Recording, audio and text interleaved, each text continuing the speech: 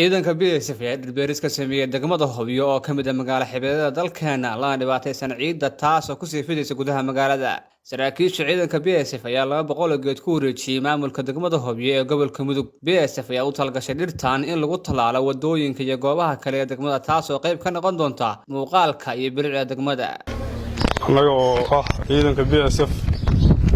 waxaan maanta halkaan u nimid oo xarunta degmada u nimid oo maamulka ugu nimid gudoomiyahana ugu nimid in aan ku wareejino dhir aan ugu talagalay degmada Hobyo looguna talagalay degmada Hobyo in lagu beero ayaan maanta u nimid in aan ku wareejino maamulka degmada ugu horeeya gudoomiyuhu hadda dhirtaan waa yar tahay laakiin waa soo badinaynaa waa 200 geed waxaan ugu talagalay degmada Hobyo 600 geed ilaahay idmo sidoo kale xarar dheer ayaan 600 baan ugu talagalay waa shaqo socotay hore u socotay degmooyinka oo dhan iyo waddanka ka socotay kalkacyo aan ka soo sameynay dhinaca Galmudug Puntland hore aan uga wada sameynay la sacaanood mooyaan inta kale Galmudugna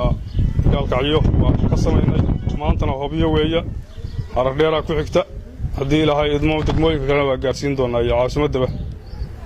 waa shaqo socotay shaqadaasi waana shaqo waajiba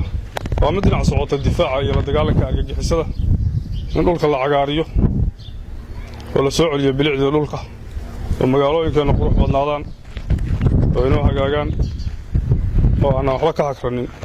mar walbana waa garab taaganahay shacabkeena Soomaaliyeed meel kasta ay joogaan ku xigeenka ciidanka BSF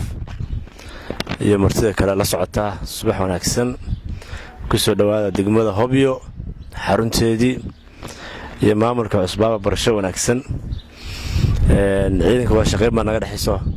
waxa weeye waa ciidamada deegaanka waa sharaf baan noo timaadin hadii danqaaliga ah oo runtii deegaankana baahi ka weyn oo u baahan yahay runtii aan ugu taageerteen qaybtii koowaad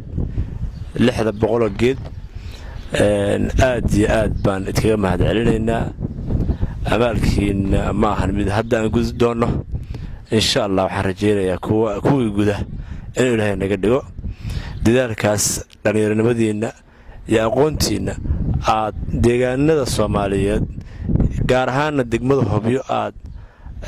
oo qayb qaadanayseen horumarkeedana aad baan idinkaga mahadcelinaynaa qorsheena ahaa magaalo cagaaran ayaa noo bilowdeen waana idin mahadcelinaynaa runtii mar kale Hobyo cagaaran ammaan dalka dhan insha Allah oo barwaaqada wada gaarto ayaan rajeynayaa annagana dadka deegaanka wax rajeynaya inay ka faa'iideystaan fursadan dhirtana ay ilaashadaan